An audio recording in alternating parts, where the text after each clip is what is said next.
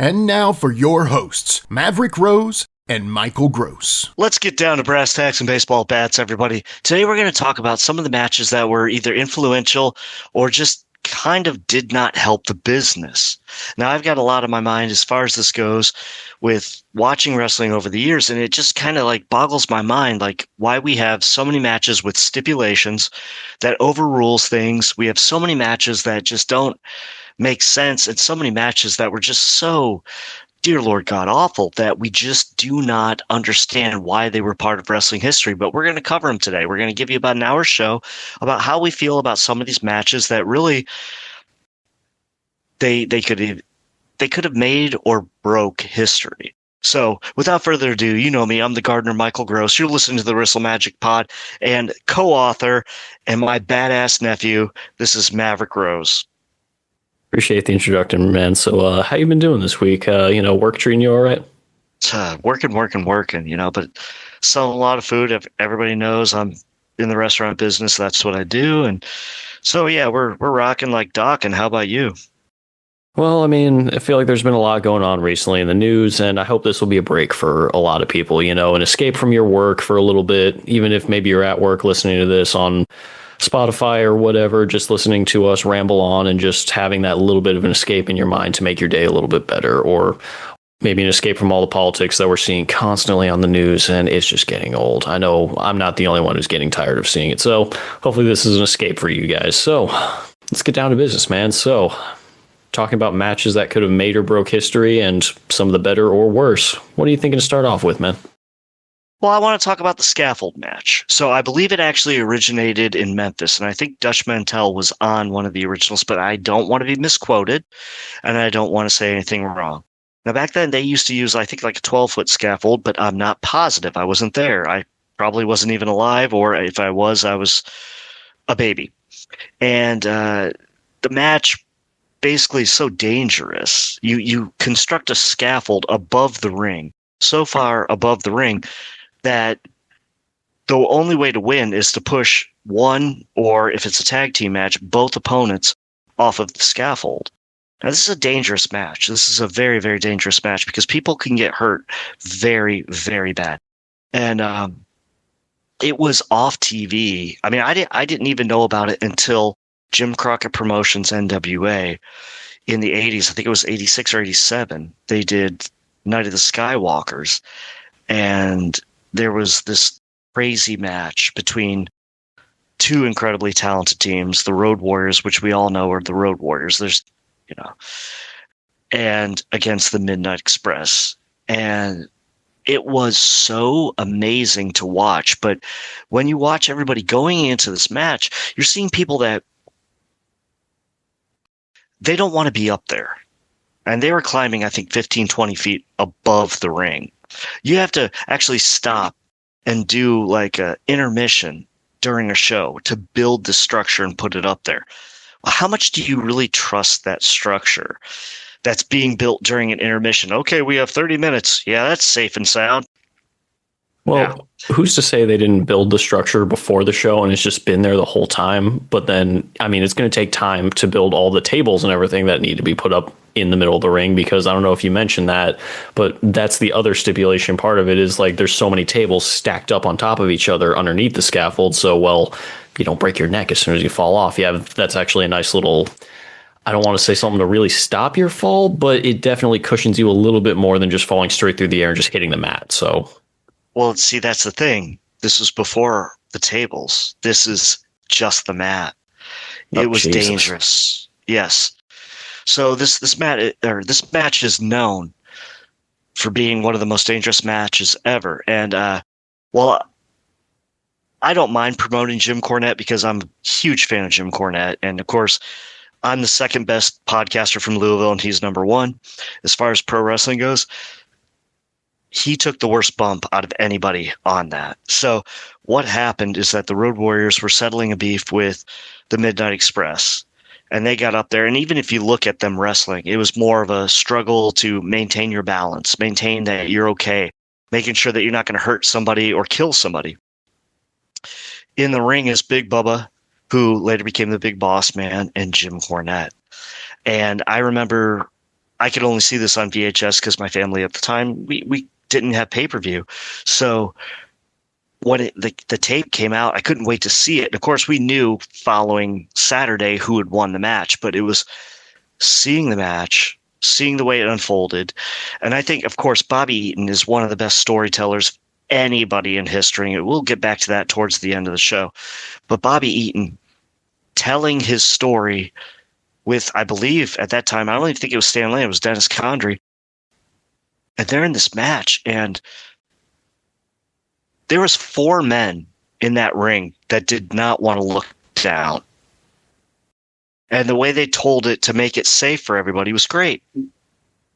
Unfortunately, Jim Cornette somehow got ran up the scaffold, I think by Paul Ellering, who was the manager of the Road Warriors.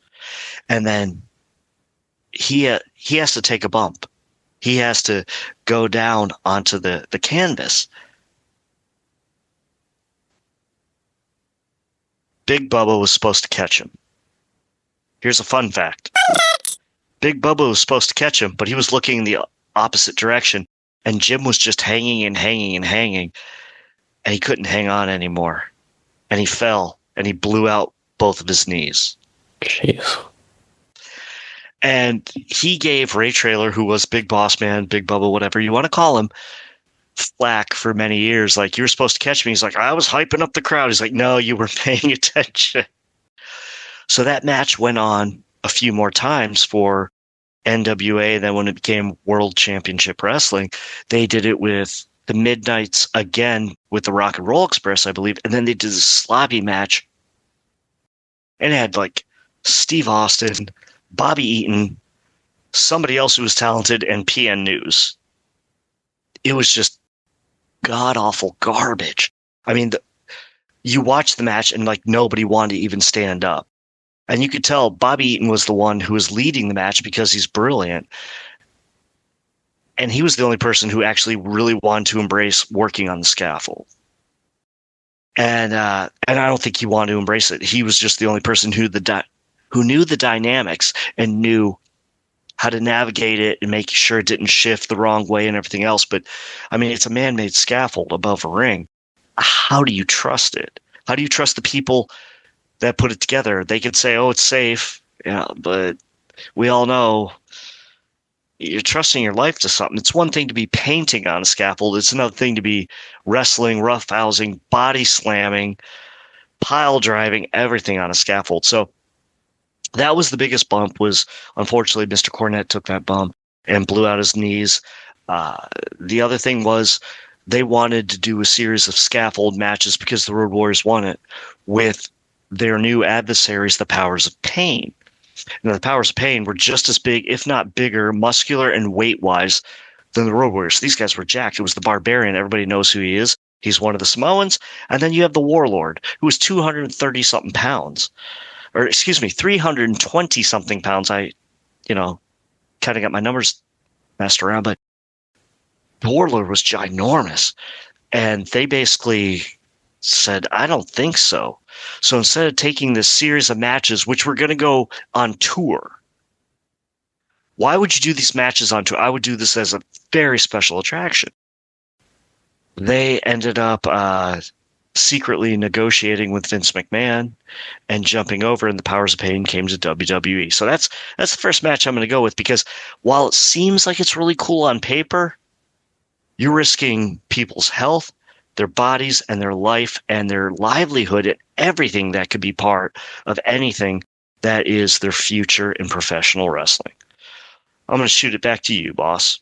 So to go along with that, now this kind of does show the difference between our age and some of the things that we've seen, because I mean, I've mainly seen the ECW scaffold matches, which I believe you were the one who actually recommended to me, because I had said I wanted to see at least one, and you had said, I believe it was Tommy Dreamer versus, was it Brian Lee from back then?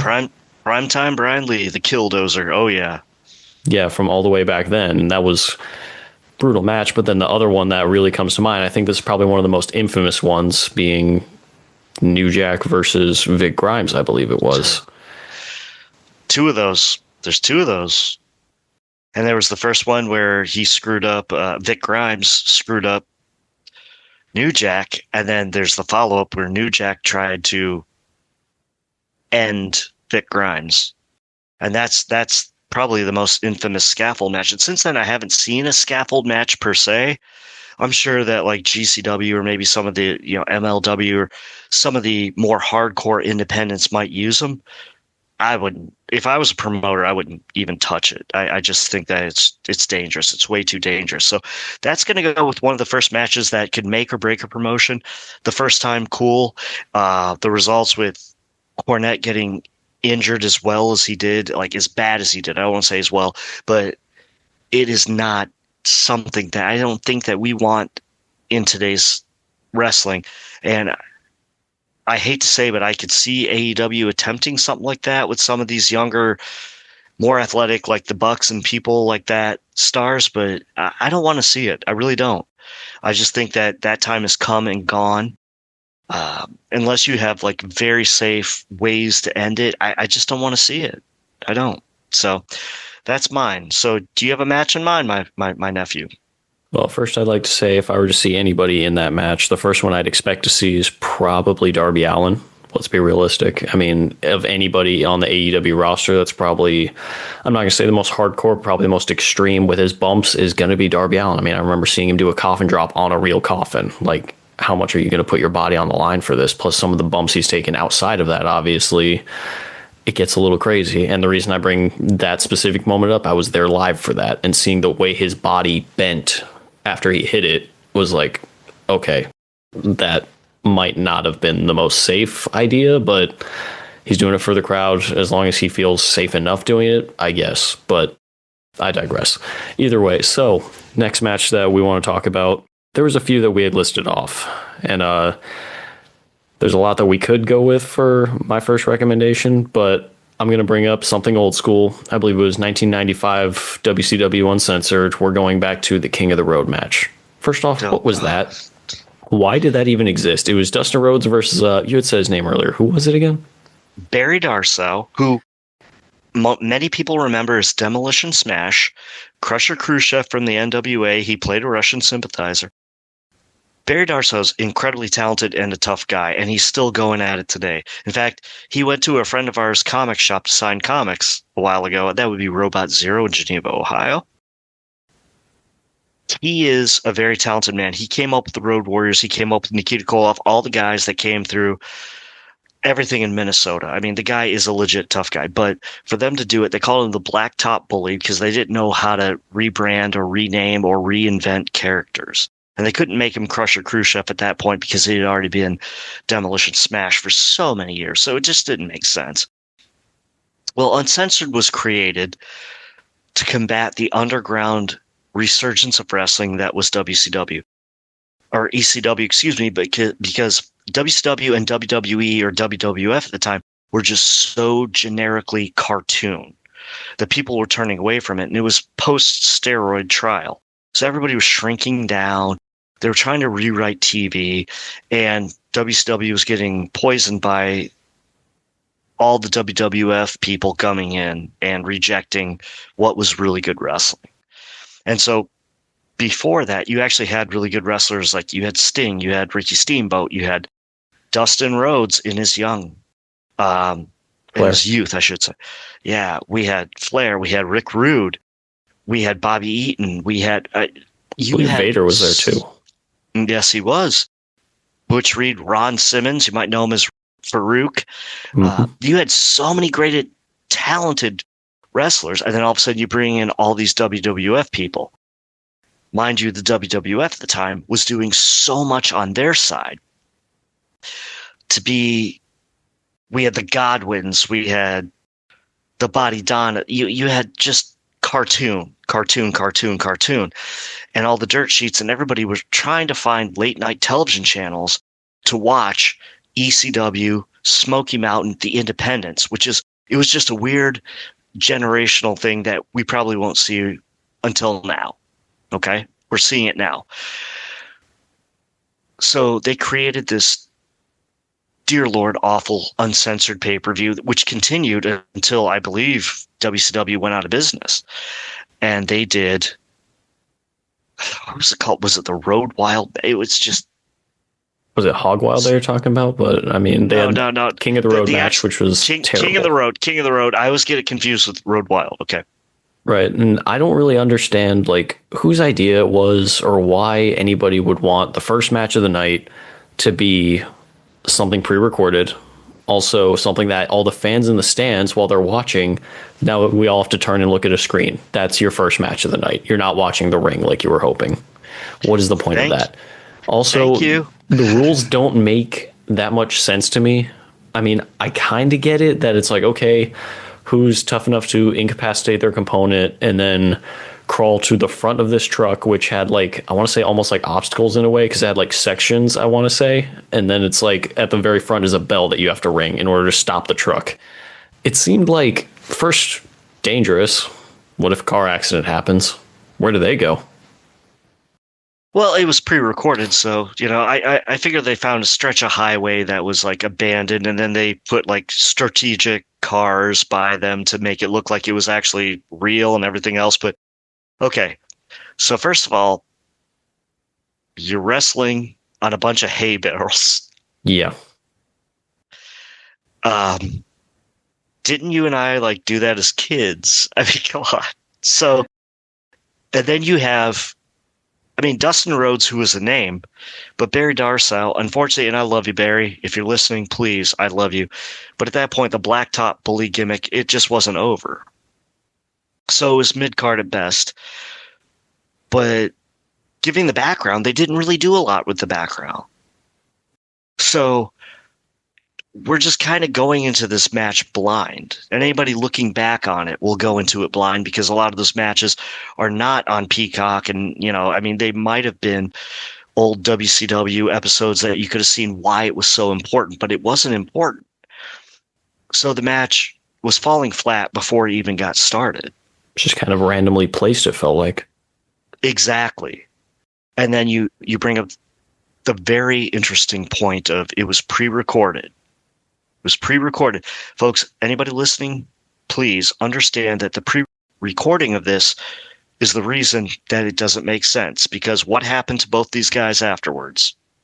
Didn't they both get fired? Exactly. They both drew blood and they both got fired. They bladed. And it's interesting because it birthed something that created something very special on one side. For Barry Darsow, it didn't do so much. He just kind of floundered around, became different characters,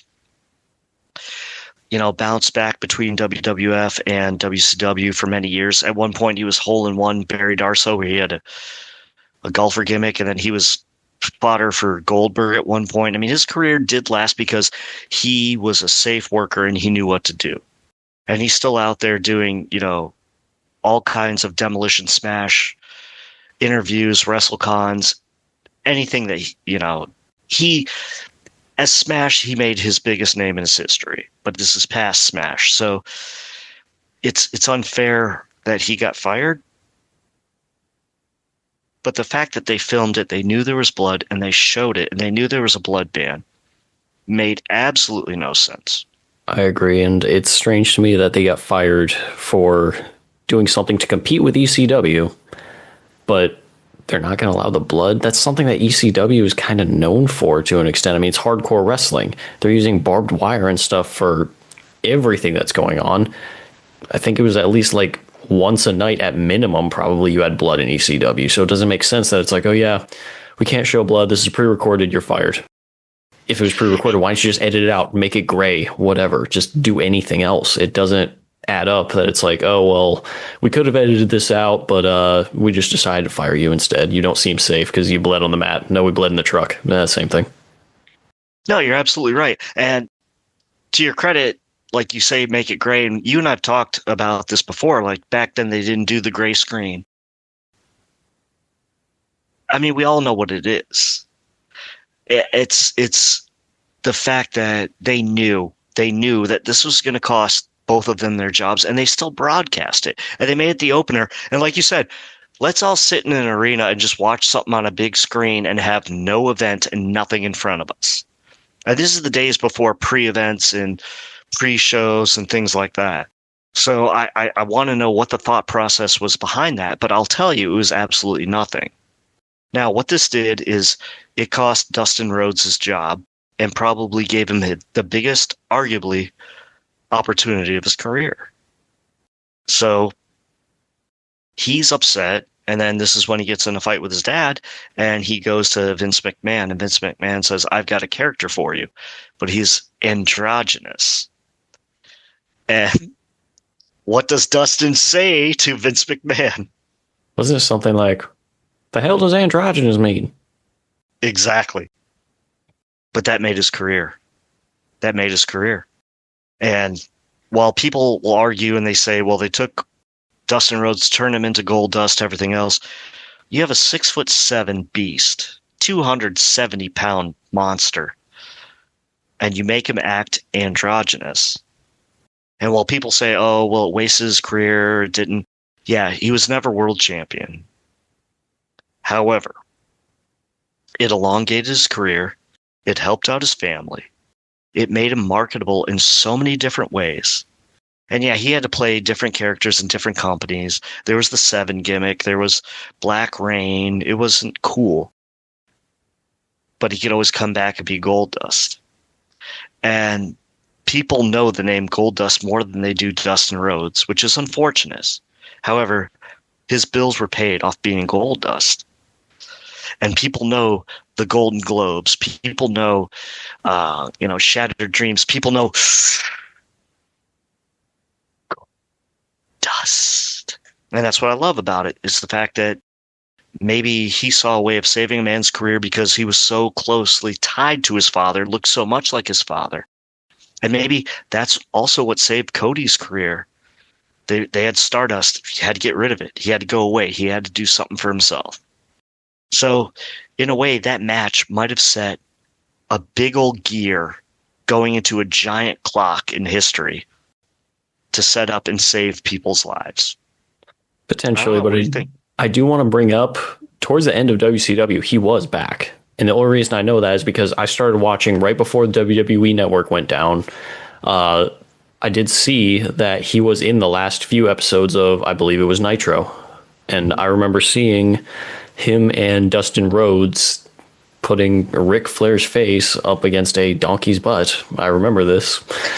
And it was dumb, but, it's the last few episodes of Nitro. And I'm not going to lie, watching it, it felt depressing. I don't know what it was about those shows, but it felt like they knew the end was near or something, and they were just kind of going through the motions. At least that's how it felt for a lot of the matches I was seeing until the very last Nitro, when all of a sudden it's like, okay, we're fighting to hopefully have a job in WWE now, so everybody go nuts and have the best job that you can have, and or the possibility of, you know what, guys?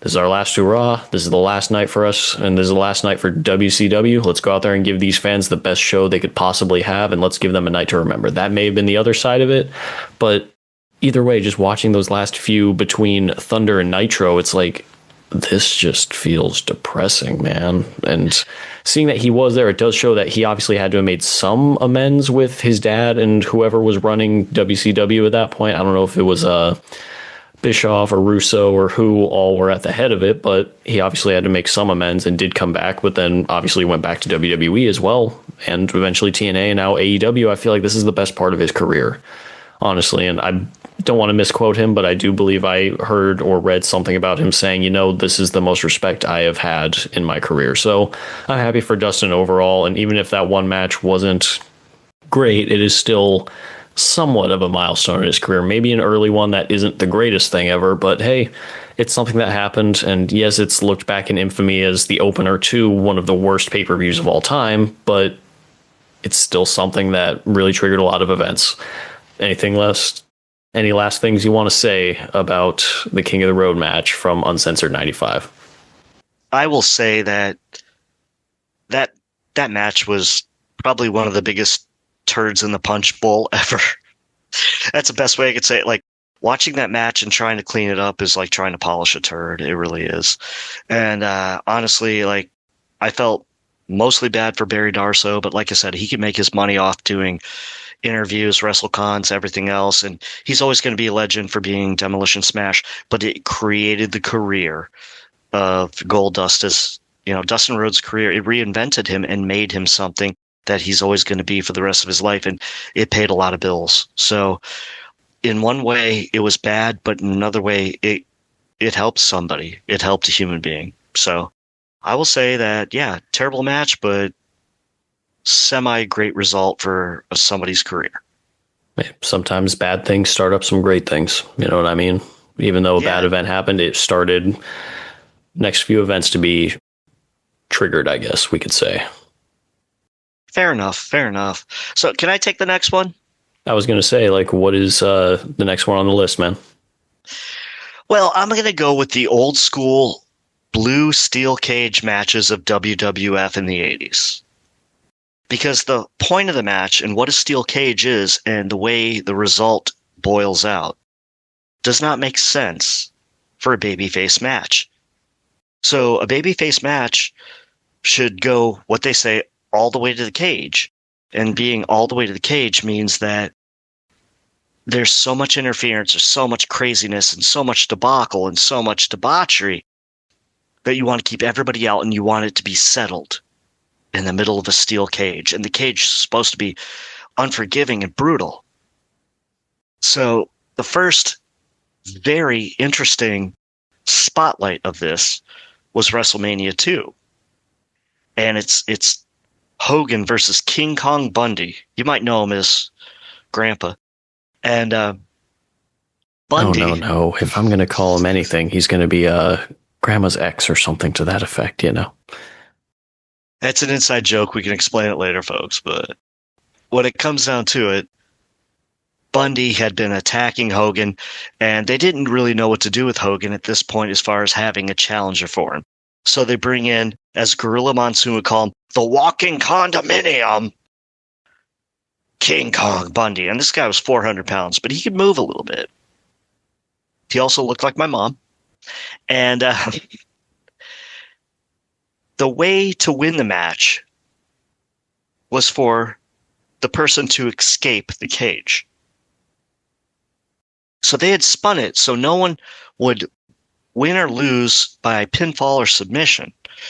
You had to escape. So they had a little door, which always you have to get in the cage through a little door. But Hogan wins this match by escaping. So tell me how the biggest, most over person in the world is running away from his enemy. And that's our real American hero. So the blue cage matches, as they called them back in the day, they didn't look good. Like anybody will tell you, those cages looked like garbage. They had big, probably 6 foot or 6 inch by 6 inch square holes made of actual real steel. But yet nobody really used the cage to their advantage. There was no slamming someone's head into it.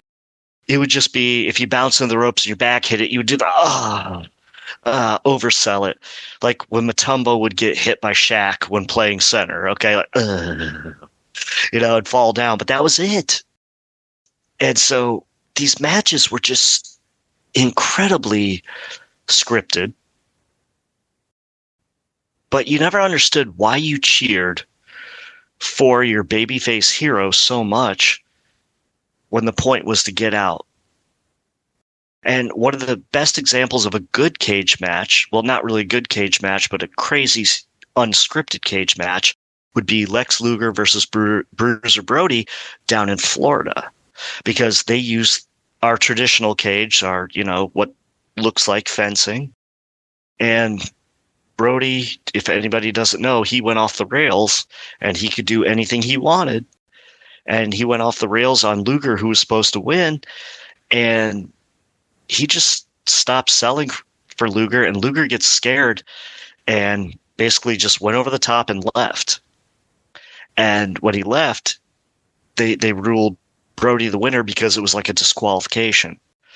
And Brody was supposed to be the heel and Luger was the babyface.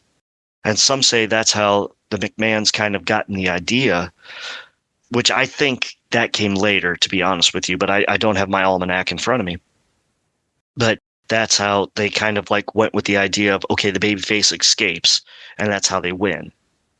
Now, personally, let me ask you, you're my nephew, you've grown up around wrestling. What do you think about the babyface running away, and that's how you win? I don't think it makes a whole lot of sense. I've I remember as a kid, I thought, man, it's kind of cool, seeing the steel cage and everything. And then I believe it was your brother actually had spoke with me about it. It was like, man, the guy looks really tough running away, doesn't he? I kind of started to think about it like, yeah, you're right. He's not. If they pin or submit somebody in the ring, cool. It makes sense. It works. But escaping it just seems so, I don't know. I'm not a fan of it. One of the only cage matches that I've really thoroughly enjoyed, I believe, was tag team match against, well, it was the Hardy Boys versus Christian and Edge. And I remember I thought it was good overall because they finally did something that I liked seeing, which is, what happens if one member from each team ends up doing what they need to for the victory? What do you do then? And they actually did it. And it's like, well, I guess the match continues until one of the other members can get out. And then the solidified victory happens then. But they kept playing into it. And it's like, well, one's stuck inside the cage from both teams. So what do you do? And they kind of played into it, and I thought it was good the way they did it. They had Lita come out, third member of a team, starts, attacking Edge at the time, and it just made sense. The way the whole match played out was nicely done, but still, the whole running away thing is just not that great. It doesn't really make sense to be like, yeah, I'm definitely stronger than him. I'm going to escape faster than he can. Like, I'm a real American. I'll be behind you in combat. Like what? It doesn't make sense. And I hated like the blue cage steel matches now, or the blue steel cage matches. There was one that I actually did like, and it was Hogan versus Paul Orndorff, Mr. Wonderful. And the match itself, like it was a good Hogan match back then. Orndorff really carried him. But it was the fact that when they got out, and I don't know if Orndorff called an audible or not, they replayed it on TV many times with the countdown meter. They both jumped off the cage at the same time and their feet hit the ground at the same time. Now, I don't think it was supposed to play that way, but it did, and it was perfect. And this is when Heenan, of course, the Brain, one of the greatest managers of all time, he's managing Orndorff. So it played into many Saturday Night Main events and things like that. In fact, I think it happened on a Saturday Night Main event, but I'm not positive. It's been a long time. But yeah, it never, like, to my knowledge, besides a Survivor Series or something like that, it never headlined a pay-per-view. And the thing is, at that point, people were getting sick of Hulkamania. So they were just like, Hulk Hogan bleeps, Hulk Hogan bleeps, And it was a great, that was the only blue cage match I ever really liked. So I hated the blue cage escape whole stipulation. It ruined the meaning of what a cage is supposed to be. So I'm going to toss this back to you. Okay, but before I go into my next match, I want to ask you, can we give an honorable mention to WCW, I believe it was? Or I'm not sure which company did it, but what about the Thunderdome matches? I have no comment except for it was... I mean, just drive out into the country, folks, about 30, 40 miles, 50 miles maybe. Find the nicest pig farm you can. I want you to walk up on their mound of excrement and take a big sniff. That's how I feel about that. Okay. You will have better memory than I will about what exactly the match was. Can we explain a little bit? Because I remember it was like a steel cage, but towards the top, it was electrified. And I'm putting up air quotes because I don't know if it actually was. I highly doubt that it actually was, because that'd be really strange to actually do that in a scripted show. But I believe there was also maybe some barbed wire and some other elements that were in there. What else was there? I can't remember. Well, are you talking about that or the Chamber of Horrors match? Because there was two that were very similar that were just trash. And both of them had gimmicks that just didn't work. They were... It was supposed to be electrified. You act like you're electrified. Come on. I know the Chamber of Horrors ended up with Abdul the Butcher being sat in an electric chair. This is no joke, folks. An electric chair. And he accidentally got electrified by, I believe, Mick Foley, who was one of his partners. And he hits the switch, and it didn't work right. And because Abdullah was so heavy, the thing's just supposed to vibrate, like he's being electrified. Instead, he had to shimmy with it because he was so heavy. It just didn't work. And then act like he was passed out. Now, the Thunderdome, I remember a 3-cage match, it was like 3 cages, and like Mike Awesome was on top of it. Chris Kanyon was part of it. And what could have been really good because you had so many workers was so overproduced. And WCW was so notorious for finding the worst camera angles. They exposed every weakness in this match. Every freak nasty weakness in this match. It's like, why do you have to show him like unlocking something? Why do you have to show him like finding the trap door that, oh my God, he broke through the wire mesh? No, he didn't. You're showing it here on TV. Come on. Some of these matches were not their faults for being great wrestlers in bad opportunities in bad camera angles. That's what I got to say about both of those. But yeah, that Chamber of Horrors and that Thunderdome, there was this. Can I go into Scott Steiner versus Tank Abbott, like little dome thing? It was, I don't know if it was Scott or Rick. It was just god awful. God awful. Like I'm pulling my eyebrows. God awful. Like, you know what your grandfather would say? This match is terrible. God damn it. And it was. There were so many matches in the dying days of WCW, or even in the birthing days of WCW, like when they did that Chamber of Horrors. Like, folks, if you want to watch one of the Kings of Turd matches, the Chamber of Horrors, just why? That's all I can say is why. You know, and anything, please add, please say anything, because they were just so bad. So the Thunderdome, I did just do a quick Google search on it, and yeah, from what I read, it was just a electrified steel cage, and that's not necessarily the match that I'm talking about for my next one, but I just wanted to bring it up because you had mentioned cage matches, so I wanted to see what your opinion was on it. And I guess the one that I was referring to was 1989 Halloween Havoc. It had guys like Great Muta, Ric Flair, and some other great members into it, and it's like, okay, you have all the talent in the world, but you've given them kind of a crappy gimmick match to work with here. What is the point of this? I feel like any other Hell in a Cell or any other kind of cage match where you're supposed to just keep the guy down, that would have just worked. Or in closed, I guess, would be the way to put it. But anyways, so the next match that I want to bring up, Feast or Fired from TNA. Now, I give them credit for trying to be somewhat original. However, let's be realistic. It's kind of a Money in the Bank ripoff. You got briefcases that all of a sudden give you a title shot. The only difference is there's 3 of them at once. I believe it was one was for the X Division title, one for the World Heavyweight title, and then one for the tag team titles, if I remember right.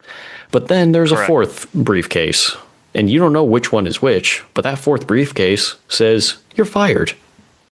Why would anybody go into this match? That is so dumb. I just don't understand like the whole mentality behind it. And you theoretically, we don't know because we're not part of the booking committee and we didn't work in TNA technically. But if you knew that there's a chance you're actually going to get fired, I'd call in sick from catering. I'd be like, oh my, looking at the booking sheet, be like, oh yeah, I'm not going to make it today. I got a stomach virus. I can't make it. I would do anything I could not to be in there because it just, why would you take that risk if it's seriously true and you could get fired? Now, the only thing I could think is maybe they put people in there who actually wanted releases too. That's the only thing I can think, but we don't know. We didn't work there. It just doesn't make any sense to me why we would book a match. First of all, it's a blatant ripoff, like you said. I hate blatant ripoffs. And now AEW's doing blatant ripoffs for Money in the Bank, which is one. We'll get to that next. Why do you take the opportunity of getting fired? And then it's like, okay, I'm not a tag team wrestler, but now all of a sudden I open up my briefcase and I get a shot at the tag titles. Well, now you realize that your career is going to be pigeonholed into being a tag team wrestler. Oh, well, I'm already the world champion, but I got a shot at the world champion. What is that? Oh, I do believe that champions were excluded from the match, but... Yeah, I know, but I'm just saying, it's like, okay, you're the X Division champion, which is their secondary belt. It's like now all of a sudden I have a shot at the world championship. Well, doesn't that defecate on your X Division championship? Well, it's a mid-card title and see it as a step up or potentially trying to do a promotion. But I did appreciate the one that I did watch. I'm not going to say live because I don't believe the show itself was live at that point, but I remember back like somewhere between 09 to like 2013 when I was watching TNA, I remember seeing there was a Feast or Fired match. I don't remember who all else was in it, but I remember the person who got fired. And I remember that was Velvet Sky. And I remember thinking, like, this is actually a clever way to actually get her release if there was something going on. Maybe she was pregnant or something. I'm not saying she was. I have no clue. I am speculating here. But for whatever reason, maybe her contract ended. She didn't want to come back anymore. Who knows? But I thought that's kind of a clever way to do it. But at the same time, she wasn't in the match. So that made it even weirder to me. But then seeing the replay they did, they're like, well, so she helped somebody because the person picked her up. She grabbed the briefcase. She's the one who retrieved it. And I'm kind of thinking like, okay, I give them credit on finding a way to write her off TV. But at the same time, why did we have to go through this loop for that? I'm glad they didn't just like, okay, yeah, she's gone one day. But they could have just said whatever was actually going on, or depending on the situation, just go into another story that would have made a little bit more sense rather than, oh yeah, there's a Feast or Fired match and somehow she got fired from, she wasn't in the match. She helped out somehow and got fired. But it didn't make sense to me, but I don't know. The match itself, I appreciate the idea and the attempt, but at the end of the day, it's just strange to me that, okay, I get that it's scripted and everything, and we suspend our belief for it. And it was very obvious once certain people got the briefcases, which belt they were most likely getting, because you're not going to have somebody that's world title caliber and main event caliber immediately get the X Division title shot. That doesn't make sense. Yeah. So I kind of appreciate it, but at the same time, it's like, what were you doing? It takes away from a lot of things with suspending belief because, I don't know, it's one of those things. What did you think, man? It was rather inane. Yeah, I mean, you have a great point. I look back at all those Feast or Fires. Most disgusting abuse of power on that one was when they made Daphne go out and strip. Oh, I forgot about that. I actually did not see that match, but I recently saw a video of the aftermath where you see them all opening the cases afterwards, and then it says in Daphne's striptease. I didn't see like the full thing, but yeah, it's... I can only guess who was in charge of the regime at that time, but I will tell you that you could see on her face she was thoroughly disgusted. And I watched her come up from WCW, and the girl has talent. Like, I don't understand why she was never like a WWE, like, big time girl, but I think she just didn't want to be a diva.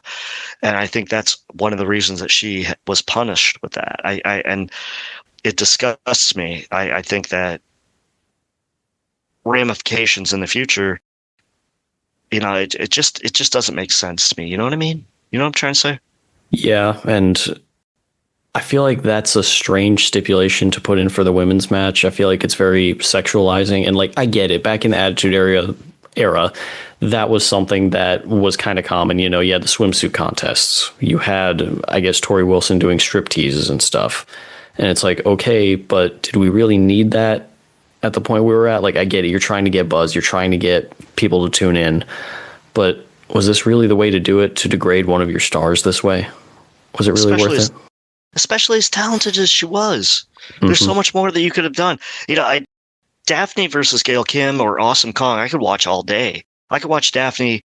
I mean, God rest her soul, if she was alive today, I would plug her into the WWE women's scene, and the matches that she would have, the amazing matches that she could have with AJ Lee, who's now back, of course, Zelina Vega, who's the most underappreciated talent, Alexa Bliss, who's another underappreciated talent because they're so much smaller, but I mean, Charlotte, I mean, there's so many people that she could have the matches of her life with, but that scene didn't exist back then. And then for her to get publicly demeaned like that, that's why I don't like matches like the Feast or Fired. Somebody gets fired publicly. That's not cool. And then you have people who, I don't know. I'm not going to say that everybody was undeserving of it, but what I am going to say is that some of the people weren't in the right place at the right time for it, but it was just test the waters. And if it doesn't work out, well, it's just a briefcase match. That's what I thought about it. Yeah, that's true. And I still think about this to this day. I remember your brother and I talking about it, and he had said, man, I think I'd call in sick that day if I had to work that match. I don't know anybody that would like willingly, hey man, you might get a promotion tomorrow. Oh, that's cool. Or you might get fired. I think I'm sick tomorrow. Yeah, I don't know. I mean, I guess you could view it as like, say you're at work and your office assigns you something huge and it's like, hey, if you do really well on this, you might get a promotion, or you may get fired if you don't do well enough on it. But at the same time, it's like you did the same thing to get the results that could be either one. Hello? It's such a gamble that it's not worth it. And yeah, it just makes the match seem dumb. There's no reason to even want to compete in that. I feel like if I really had to go out there and compete, I'd probably be stalling in the ring, just running the ropes back and forth, unsure what else to do. Like, I don't want to touch those cases. I don't want to lose my job. I got kids. That reminds us of a guy who was just on the show. Well, it's just like Money in the Bank. I've never been a big fan of Money in the Bank. I'll tell you guys, 2 matches I'm not a fan of, and I'll kill 2 birds with 1 stone, is Money in the Bank and Elimination Chamber. 1, Elimination Chamber, you're in pods, everything else. You build all this technology. It's just so 2050, and it started in like 2005 or something. And I don't like the idea of it, okay? It's electronically, this pod will open you, and you can be safe, but Goldberg can spear you through one. And I don't like... I do not like the fact that you can win a world title shot from it. I don't like the fact that you can win a world title shot from the Royal Rumble. And everybody who disagrees with me, tell me where Jim Duggan or John Studd's world title shot went. I just got to say that. They were the first 2 winners of the Royal Rumbles, and they never got a title shot. It wasn't until like the 4th or 5th that they started putting that stipulation in, but that's because it's booking that you don't have to book. Oh, somebody won it, so we're just going to push them now. It's when you don't have an idea, and that's kind of basically the way they started doing that. It's like, okay, well, we'll just have this person win it, and then they can go for the shot, and then we could turn a babyface or heel or whatever else. So I wasn't big on that. I wasn't big on the Elimination Chamber. Makes no sense, because if you don't have 2 world champions, you don't have an Elimination Chamber anymore. It doesn't mean anything. It doesn't. And then the Money in the Bank, and I'm sorry I'm stepping on toes here going with this, but I want to hear all your opinions on all 3 of these matches. Money in the Bank basically just defecated completely on the Intercontinental and the U.S. titles and what they meant. The Intercontinental and the U.S. title used to mean something. They used to mean that you were the next big thing and all eyes were on you. And it was a testing ground. It was a testing ground to see if you were going to be good enough to be the next person, or if you could be at least that top tier caliber. And Money in the Bank, we have some idiot walking out every week holding it up, like the gimmick of just carrying it around everywhere. It says those titles that they won, that they fought hard for, mean nothing. But this briefcase, I could sign it any time. And then the whole how goofy it has gotten with, well, they didn't ring the bell, or they didn't do this, or they didn't sign off on it. Take it, because I'm just getting ticked thinking about it. Well, so I'm okay with 1 match a year giving the main event of WrestleMania, and that mainly being a event to be the title shot. To me, that kind of makes sense. At least at that point, it's like, okay, you just outlasted 30, or if they want to go for a different number match, however many came into this match, you just outlasted all of them. You have won, you've earned a title shot. To me, a once a year event, that'd be fine. Now, when it comes down to Elimination Chamber, I'm not really a huge fan. I feel like the person who's last to be released from their pod, which I just find a little bit strange, why not just have them all enter later rather than standing there awkwardly for a while? And like, what do you do when you're standing in that pod? Do you like pull out a phone or sit down? I feel like that would just make you look lazy. What do you do at that point? Do you like just, start filing your nails? Like, yeah, it's pretty weird. Do you start flipping off fans? I don't know.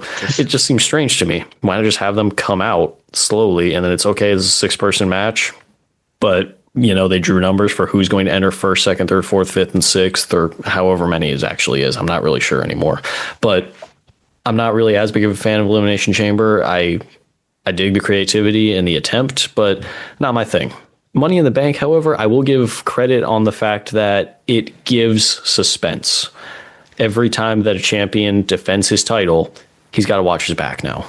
It does give a little bit of that suspense, and it's good TV to immediately, he has to get up and make sure that, oh, nobody's cashing in on me. Cool. And even if, they're passed out after winning their match, oh, great. Is this going to happen? Or are they just going to stand backstage and clap for them? You never know. I mean, yeah. I also do agree them running out with it all the time. Oh, yeah, this is what I've got. It's annoying. And I remember seeing, wasn't it Theory who challenged for like the Intercontinental or US title? It was one of the mid-card titles. And they downgraded it. Yeah, they downgraded it. Go ahead. To me, that just said, okay, I could have a world title shot, or I can aim smaller. Who's thinking like this? Who's thinking, I could go get a raise today, or I could take a pay cut? What is your point in that? Why would anybody think, I'm going to go lower today? Do you remember what he said when he cut that promo? No, I actually wasn't really watching too much at the time. It's a fun fact. Yeah, well, Roman Reigns has the title and no one's beaten him. So I'm going for the Intercontinental. And then, did you ever see Braun Strowman's cash in? I don't remember it, unfortunately. That's another fun fact. Braun Strowman actually walked out goofy. I mean, it was goofy. He walked out 20 feet. And then he announces in the microphone, whoever wins this match, I will challenge with my Money in the Bank briefcase. And then walks backwards and then just stands there. What was that? It was just the worst. It was the worst cash in. I was just like, no, why? No. He looked so doofy and stupid doing that. And I was just like, the way he said it, it was just like all I could imagine is he was backstage and catering, mowing down some chicken, and they're like, we need you out here now. We have no lines for you, but you got to cash in. Okay. It's just, all right, I got you. I will cash in. It was robotic. It was the goofiest thing. It was one of the goofiest promos I've ever seen. I feel like anybody could have booked that better, and the way they could have booked it better. Hey, man, pull out a folding chair or something that'll support you, because obviously he's a big dude. Go out there, just sit at the edge of the ramp, have your briefcase next to you, and just watch. Don't say a word. That's all you need to do. And then it leaves that suspense, and the announcers, commentators, whatever you want to call them, they're going to sit there like, oh, what's Braun doing out here? Oh, looks like he's looking to maybe cash in at some point. He's just chilling there, though. He's not doing anything. We can't do anything about it. He's sitting there. He's being peaceful. We can't have him removed if he's just chilling out there. Or maybe he just sits with the announcer's desk and is just quiet. Or maybe he helps out a little bit where he just feels like it. Or maybe they give him a script that's not so goofy. And you're right. And you put over the briefcase, he has that briefcase. He has the right to be here. We cannot let him go, or we cannot remove him because he could cash in. So he's just observing at this point. What's he going to do? Is he going to do anything, or is he going to do nothing? Is it intimidation? Is it a scouting report? You're right. You just put it over. I just put it over. Instead, I will challenge the person who wins. It was just so robotic. So robotic. I mean, in the 80s, I think someone would have been fired for a promo like that. Now, I'm going to bring up a match I really do like. War Games. I grew up on that when I was a kid, and I loved War Games. And the first time they came up with it, it was Dusty Rhodes' creation. 2 old school steel cages, which they used the cage. Road Warriors, Nikita Koloff, Dusty Rhodes, Paul Ellering. They're going against the 4 Horsemen and J.J. Dillon. And it was brutal. It was anything that the NWA could have offered back then. There was story. It was a lengthy match, but not too long. Of course, the weakest person, the manager of the Four Horsemen, J.J. Dillon, submits. Okay? I think it was Road Warrior Animal, if I'm not mistaken, in the first one, puts him in like a reverse like arm lock and lifts him in the air until he submits. But the only way to lose War Games was to be pinned or submitted. And they looked like they were battling for their lives. And that was awesome. That was just, it was head and shoulders. Like as a kid, there was no ECW. This is way before all that stuff.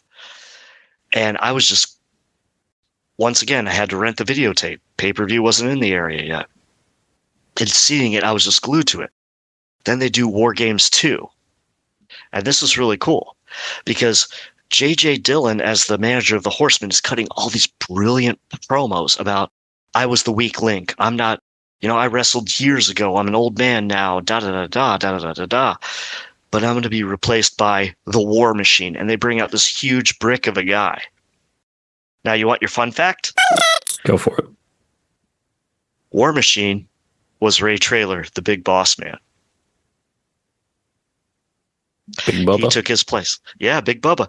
But they kept him under a mask to protect him because he was still honing his skills.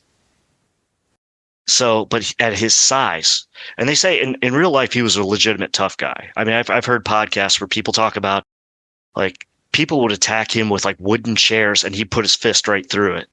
And then backstage, he'd be like, ow, that hurt. And like, why didn't you say that? He's like, can't break kayfabe, man. Like, he was a legit badass. And so he was the replacement. Of course, the baby faces went over again. And then they went on to do different incarnations of War Games, which are all pretty good until they did the one that was all Nasty Boys themed, which I wouldn't watch that one, folks. I just bleach your eyes if that one comes into it. But it was basically like Dusty Rhodes thought he could really push the Nasty Boys as baby faces, and it was just god awful. And it was Dusty, Dustin, and the Nasty Boys all dressed as Nasty Boys. Please. Yeah, I see. Everybody just watch that. Just watch how he recruits, like Dusty Rhodes recruits the Nasty Boys for War Games, and you're just going to be like, no, why?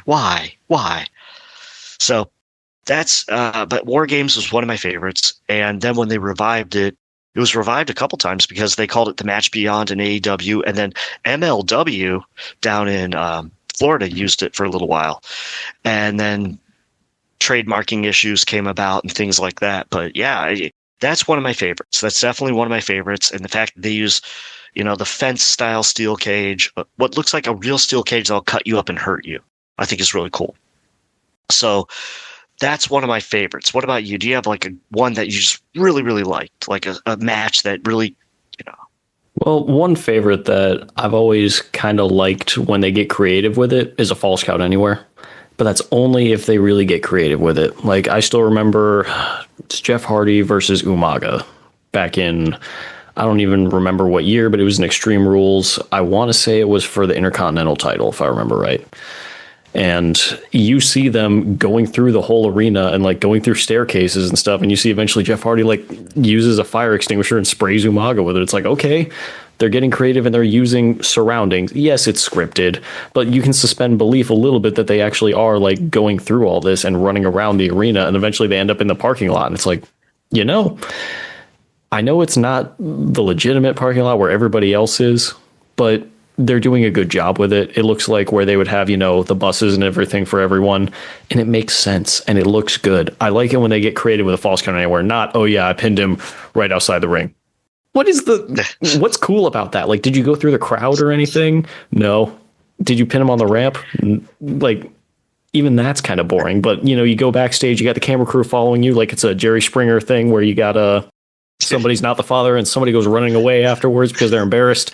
It's something like that. Steve. Yeah, Yeah, exactly. But Point being, I like when they actually put effort into it and they try with a false count anywhere, because that shows, okay, it's not just, something that has to be confined to the ring anymore, and they're not going to stay in just the regular area. Now, could that be pre-recorded and make it a little bit sloppy and boring? Yes, but it is what it is. You got to take it with a grain of salt at that point. As long as it starts in the ring at that point, I would still appreciate it. But yeah, so that's something that I've really liked. Now, for the last couple that we have, because we have a couple still in our minds, do you want to go for, we discussed it earlier and we talked a little bit about it. Do you want to name it off, or should I name it for you? Go name it. Something that I've never understood the point of, but the Punjabi prison match. Okay, look, I'm going to talk about this son of a gun. Okay, first of all, I understand that you're trying to get somebody over who has absolutely Jack point zero for talent. Okay? His talent is Jack and zero, and Jack left town, okay?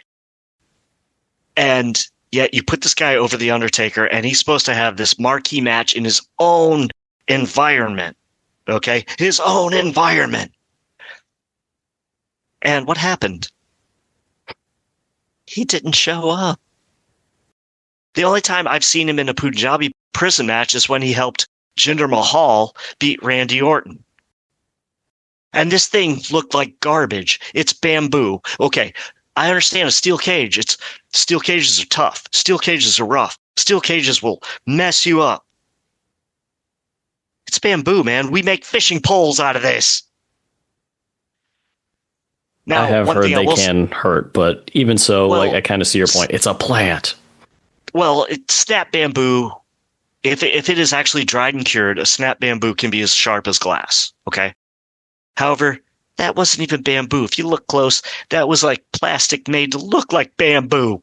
What were they trying to feed me? You don't put a hot dog on the plate and say, your filet mignon is ready, sir. No, it's not. No, it's not. My hot dog's ready. I'll just eat my hot dog. And that's what we all were fed that day. We were promised this guy who can't work to be in a ring, who doesn't show it. Go ahead, please. I'm getting worked up. All right. So from what I've read, apparently there was a medical concern, and that is why the Great Khali did not show up. And I'm not going to talk bad about him. If there really was some sort of medical thing that was going on and he was hurt, okay, fine, whatever. But why not just, cancel the match or whatever, because who they had substitute for him, because it was going to be against The Undertaker anyways, but they brought in Big Show. So they brought in another giant. So, okay, I get it. The Great Khali is a giant. So you brought in another giant to replace him. But this giant doesn't have the same background as the other giant. So now you just have another random giant in the area and the match that's supposed to be made for specifically the other guy. But why not just make it a regular match or something? Jack and the Beanstalk match and just wrap everything in vines? At that point, you might as well have. Just spray paint it green. It was already spray painted brown earlier. But yeah, exactly. It was a turd. It was a turd. But yeah, I have no love for the match, but it's just one of those that's like, it looks to me like a Hell in the Cell or Steel Cage knockoff that they decided to make it bamboo/India themed. And I say that with a grain of salt here because I'm pretty sure they've only ever used it for Great Khali and Jinder Mahal. So two wrestlers with Indian character/background. So, is anybody else ever going to bring this back? Is there ever a point to bring it back?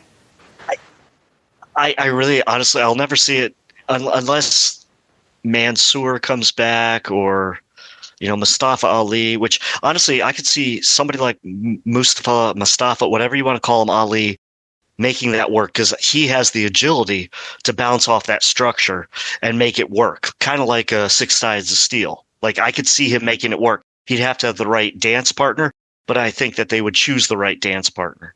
And honestly, I could see like when they did Orton versus Jinder in there. It was a turd. But if it was Mustafa Ali, whatever, versus Orton, I could see that working. I could honestly see that being like a good match. Could have been better. It would have been a lot better. Just being able to utilize what it is. The structure's there for a reason. Mm-hmm. So why not go to the advantage of the structure? That's the point of a gimmick match, right? Yeah. Use it to your advantage, or there has to be some sort of advantage or disadvantage, right? There's got to be something that makes it special. And there was nothing really special about it. And I'll be honest, I don't really want to talk about this match that much anymore because I don't think there's been that many of them. So there's not much we can go off of with this. And I think the next one fits in the same category because the Nigerian drum match, what was that? It felt like it was just seated in racism to an extent, or maybe not necessarily just racism, but just, okay, well, we have a guy doing a Nigerian gimmick. Let's have him challenge somebody to a Nigerian drum match. And then when they do it, it's another person of African descent, we could say, with Big E Langston and Apollo. And it didn't make sense to me that it's like, so this is who you're putting in a Nigerian drum match. Two people of color. Feels a little racist in here, doesn't it? It's definitely racist. My honest feeling about it was, how do we play a joke on these guys and laugh at them when both of them were trying to get over a little bit? But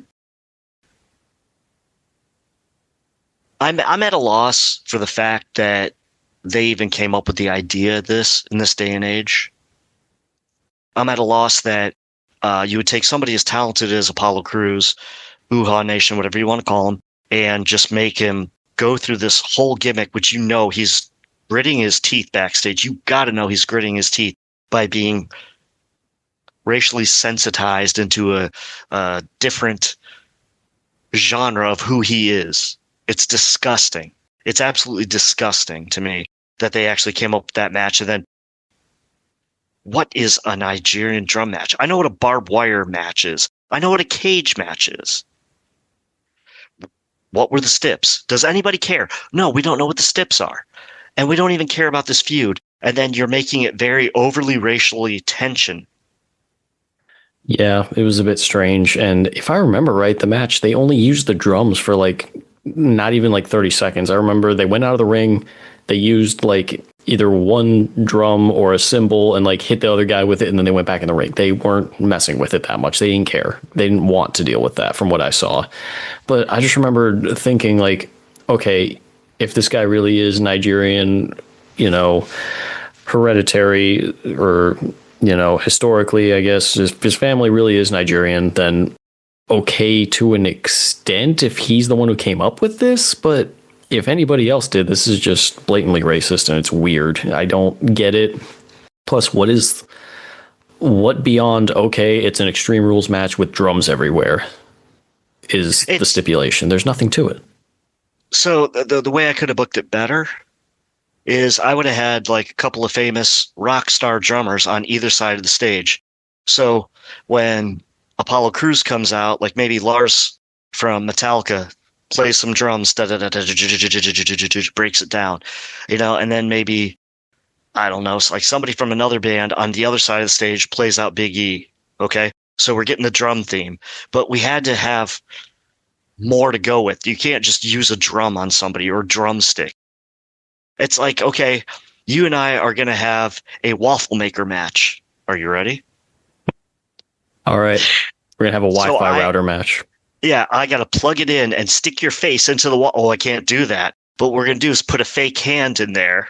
And then we're going to take a Sharpie and color all the grooves. So I put your hand in there and you act like it's burning. And then I open it up and you have the waffle marks from the Sharpie on your hand. That's what I kind of felt this match was.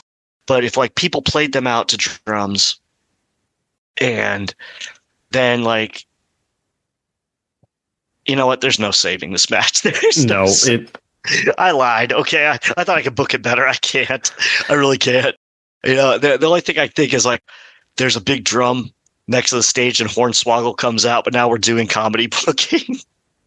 Yeah, there's no saving this one, and it just looks blatantly racist. I don't know what the writing process was like. Maybe there's something else we don't know that was afoot, but even so, it still just looks terrible. However we put it, you can say, oh yeah, we're giving him something for his heritage to be proud of, but no, it looks bad no matter what. It's a punishment match is the way I see it. It's definitely a punishment. And if it's not, then, my eyes didn't see it the right way. It was obviously well racist. Well, your racism was magnifique there, Vince, and booking committee, because I can't just put it on him. Someone has to okay it though, and at the end of the day, it's like, what did we get out of it? What was the gain? What was there? If you're going to have specialty matches, you have to have a gain, and you have to have a payoff. And some of these matches, especially when they started theming pay-per-views after him, like, it's going to be Elimination Chamber. Well, I've got like 6 mid-carders that no one cares about, 2 of which haven't been on TV in 6 months. Then they're going to be an Elimination Chamber? Why? So, I'll see you at Elimination Chamber. I'll see you at Elimination. Like, no one cares. We're not tuning in for that. We want a reason for someone to go to an Elimination Chamber or Hell in a Cell or War Games. We want to see that. You know, for a long time, I was on a different podcaster's podcast, and he basically said, like, you know, we talked about, is it time? This was like 6 or 7 years ago. And I said, is it time to rebrand Survivor Series? And he said, yeah, I think it is. Because Survivor Series had lost its luster. It was like brand versus brand. You're the same damn company, okay? There's no brand. It's just, what show are you on, okay? At least you, for a year or two, you got a little luster from that, a little bit shine. But then it became dead. It's not till they brought War Games up into it that it's starting to work again. It's starting to actually make sense and do something. And so War Games brings something to that, but they're bringing actual tension into it now. They're building the story into it now. And that's what we need. And if not, Survivor Series would have been a dead pay-per-view so many years ago, I think. So, you know, that's one that I would have said, you know, 6, 7 years ago, you and I were talking, I'd say Survivor Series needs to go. But now that they put War Games into it, brought some brutality into it, a little speck of blood into it, not gushing blood. 1 or 2 high spots and a lot of brutality makes what War Games is, and it makes the Survivor Series look that much more special. But not every match is in that cage. That's why it's special. That's true. And I'm just thinking about other matches that we could do now that just are completely meaningless. Let's have our Wi-Fi router match. What is that even? Like, that's all it really was like, okay, we're naming an object that's going to be outside the ring for them to use at any point. It's not like we go with Judy Bagwell. Judy Bagwell on a pole match. Anything on a pole is just bad. There's like Nav and I were talking off camera a little bit earlier, and the only on a pole match I ever saw in my life that was actually really good was a match between a guy named Colonel De Beers, who played a South African racist military character, and he was going against Jimmy Snuka, and it was for a studded coal miner's glove. And whoever got up to the pole got the glove, they could knock out or use it on the other person. Well, Jimmy Snuka at one point has De Beers down, and he's climbing up that pole. And of course, he's Jimmy Superfly Snuka. He can superfly. So he's going up there, and he goes and he gets the glove. When he comes down, De Beers already had one in his tights and clocks him. And so to keep the storyline going, because he ends up beating Snuka, I believe. I mean, it's been a long time. I think it was 87 when I saw this match. So folks, please, we're going off my memory, which is usually pretty sharp, but bear with me, please, okay?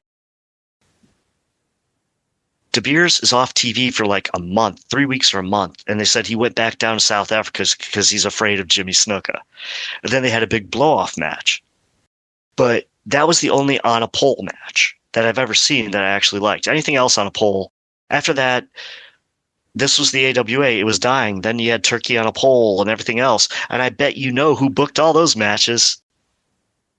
Sounds like a very specific person that I know you're not really a fan of. So you want to tell the audience? That was probably Eric Bischoff. But what I will say about him is that if you listen to his podcast or anything, this is the one nice thing I am going to say about Eric Bischoff. He's a very intelligent person. He's a very well-spoken person. He was the right person at the right time. And he could book some winning if he didn't have a whole lot of people that he signed to contracts that made him losing. Yeah. I will give him his props and will give him his credit. And he did know talent to sign, and he did know the right angle at the right time. So I will give him that, because I can't badmouth everything the guy's done. I really cannot. I don't agree with everything he's done, but the man is intelligent. He's made more money in this industry than I ever have. So, Eric, I will give you your props if you're listening. That's valid. I mean, I don't hate the guy, but I do hate some of the decisions that have been made. And I've talked bad about him in the past, but I do have to agree. There's plenty that he's done right in the business, but let's be realistic. There is plenty that has been done wrong too. But either way, so yeah, I was going to say my, I guess, honorable mention would have been the on a pole matches because, sometimes if done right, it can do well. But match wise, it's never that exciting in my opinion. I don't know. I'm not really a fan of it. I did, as a kid, I remember seeing it was The Miz in a mask versus Eugene for a contract on a pole match. Now, the match itself, not that exciting, but I remember the end result and The Miz taking off his mask to reveal it was actually him who has come back.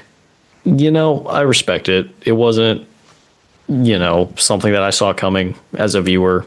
Then again, I was pretty young at the time, so I don't remember exactly what I thought. But I do know that I respect the story was played out kind of well for it, and I didn't expect The Miz to come back that way. So props to it. It can be done right, especially story-wise, but match-wise, I've never found them that exciting or that great. I'd rather just watch a normal match. But with that, I think we're getting down to the wire here, man. So you want to start with some recommendations for the audience for this week? Well, first of all, I'm going to say something else. I really do enjoy a good ladder match because we haven't brought that up. The fact is, I want to see a good ladder match once every 6 years. I don't need it as an annual. I don't need TLC. A good ladder match between two people, and what killed the ladder match is the slow climb. We all know it. I just can't make it. I just, but you can shimmy up that when you're painting the roof at home now, can't you? So, some recommendations. Okay, for a book. Wrestle Magic. I want to say if nobody is familiar with the weird US books, I always put these over because I love these. There's a couple of them. They made one almost for every state, and they basically tell you about everything that's odd and weird in every state, and I really love them. And I've been going over and just rehashing like all the different things in Weird US and Weird US. The travels continue, which is great. I mean, it just where the world's biggest ball of twine is, and places where there's a gravity hill where you think you're parking uphill and your car starts to go uphill if you put it in neutral, but really you're going downhill. You just don't know it. I love stuff like that. I love natural and national phenomena. So like the Winchester House. If you're not familiar with the Winchester House, I want people to look that up. It's really, really cool. It's all kinds of different things. It's stuff to stimulate your brain, and you want to see what's really out there in life. Musically, I've been listening to all kinds of stuff all over the board, but I'm going to say Faith No More album of the year. Just because for some reason it popped up in my YouTube feed the other day. I'm a huge Faith No More fan. If people don't know that Michael Patton he had the best vocal range of anybody of all time in history. It's just a great album. It's more mellow than most of the stuff they do. The songs Collision, which I think Collision should be the theme for AEW's Collision. I think that that everybody should listen to the song Last Cup of Sorrow, because we used to sing it about Barry Darso, the Blacktop Bully, Last Cup of Darso. And we if it would come on the radio, we'd all just say, "It's your last cup of Darso." But movie wise, I've been thinking about this. I was wondering, should I go horror, because we're encroaching upon Halloween, and horror is like my biggest thing. And I think honestly, I'm gonna go horror. I kind of changed my mind earlier today, and I'm just gonna go with the horror anthology of Trick or Treat. It's fun. It's an anthology, so there's so many little split ups in it. And I also want to go with the horror anthology of, I think it was 84 or 83, Twilight Zone, the movie. Now, there is a graphic scene in there that is real life. God rest your soul, Victor Morrow, but that's neither here nor there. And you can always reach me at 144Captain on X. So how about you, nephew? All right, so recommendations for this week. Well, First, I want to recommend a song from a video game soundtrack. Everybody knows I'm a survival horror video game guy. I really love the Silent Hill series, but Silent Hill 2, the soundtrack had, at least on this remake, Theme of Laura number 2 was very nice, and I would recommend it for anyone just because the way the electric guitar goes, especially from the halfway point onward with the solos, it just plays out so nicely, and I really love it. Now, movie-wise, we are coming into October, getting close to Halloween and everything, so I am going to recommend a horrid movie. It's not good, guys. I'm not going to lie. I'm pretty sure I've recommended it before on a After Dark, so it's never been recommended on the regular show, but I'm going to recommend Thanksgiving. One of the worst movies I've ever seen, but it's also one of the funniest because of how bad it is. And I do recommend it for a laugh, and I think it covers both Halloween and Thanksgiving at the same time. So yeah, Thanksgiving. Do not watch it with your kids. They will be scarred for life in multiple ways, but it is funny still. You will get a laugh out of it. I guarantee it. So yeah, Thanksgiving is going to be my recommendation for the week. And you had mentioned another match that you really enjoy that you kind of wish was just more separate or separated timing wise. And I can understand that. You don't need everything every single year. So yeah, I agree. I'd like to see more tag team tournaments though. And that's just my personal opinion. I don't think we have enough of them, or just tournaments in general, honestly. I mean, call me weird or whatever. We don't need a whole lot, but I'd like a little bit more. You know what I mean? I agree, because I think we should do like Japan and do like a Super J tournament and just spotlight the cruiserweights.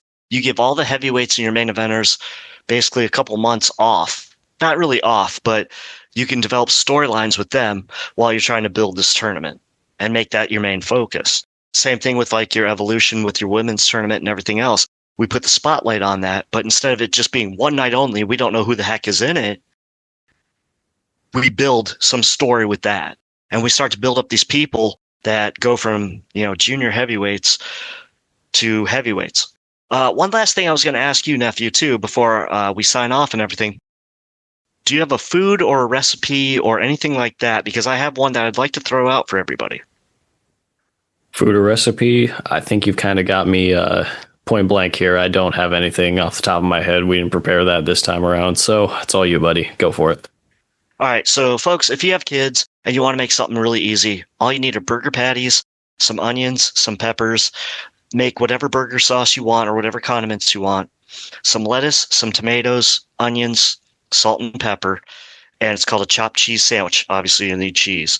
And all you're going to do is throw a burger patty on the grill with some chopped onions, some chopped bell pepper. Just chop those bad boys up. You're going to put it on your hoagie. You're going to have salt and pepper on your tomatoes, lettuce, onion, your burger sauce, and then you roll it up into a paper, like a parchment paper or any kind of wax paper that you have. Or if you have just tinfoil, just put it in tinfoil and let it steam for about 5 to 6 minutes. Cut that bad boy in half. You've got the easiest dinner you're ever going to make, but you got to use a lot of cheese. You can't just use like one piece like it's one burger, because it is only one burger. You want to use at least 4 to 5 pieces. And I'm telling you, it'll smell like a Big Mac and it'll taste 3 times better. Fair enough. All right, you want to start your sign off, man?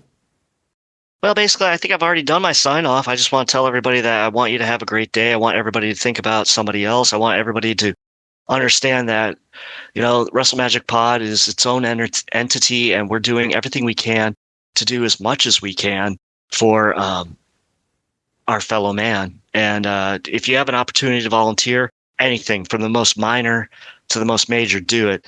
And I'm going to give you a good example. I have a neighbor who lives across the street. We both park in an alley, and somebody went up to her rain barrel and they spray painted it. They graffitied her rain barrel. So I told her, look, it's a blue barrel. I've got blue paint. I don't mind. It's not going to match, but if you leave this graffiti here for a certain amount of time, you're going to get a fine. So I just painted it over for her. So, it's the little things that kind of matter, but I know I'm kind of, taking your thunder away on that one, because I know you like to always do your sign off and make sure that everything you say matters too. And just want to say, everybody who listens, thank you very much. Obviously, reach out to us on X, Twitter, whatever you want to call it, or leave comments in the sections below. definitely on all of our shows and tell us what you want us to talk about. Tell us what you're interested in, okay? Because we're doing this for us, but we're also doing it for you. Thank you. Not going to give him your Twitter handle there? Oh, it's at 144Captain. That's what I was kind of trying to allude to with the sign off. But either way, you guys know where to reach me at this point. At MaintenanceMav on Twitter, X, whatever you want to call it. And as I always end the show, do something nice for somebody. You never know who needs it out there. Everybody goes through something at some point, and you never know when it's going to be you. Everybody needs picked up once in a while. And along with that, in the words of my old friend Memphis Mark, who hopefully we'll have on the show sometime soon, we're out.